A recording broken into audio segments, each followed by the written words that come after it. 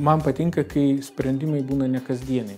Turim tuos, sakykime, tipinius sprendimus, turinės raidės šviesdėžės, nedidelio tūrio raidelės su atitraukimu nuo sienos, viskas yra faina ir gražu, bet visą laiką yra smagiau žiūrėti į daiktą, kuris pats iš savęs yra kažkuo originalus. Ar tai būtų medžiagiškumas, ar tai būtų kažkoks apšvietimo tipas, galbūt RGB ledai, galbūt forma to daikto yra labai nestandartinė. Kažkokie tokie techniniai mazgai yra labai verti pagarbos būtent tą įmonį, kuri gamino, neprojektavo, kur žmonės iš tikrųjų įdėjo labai daug dėmesio vien tik projektuodami daiktą, kai jisai yra išlaižytas iki negaliu. Aš kaip specialistas labai vertinu tokius darbus pamatęs laukiant. Dažniausiai iš tikrųjų dėmesys detalėm padeda išsiskirti visam iškabų triukšme.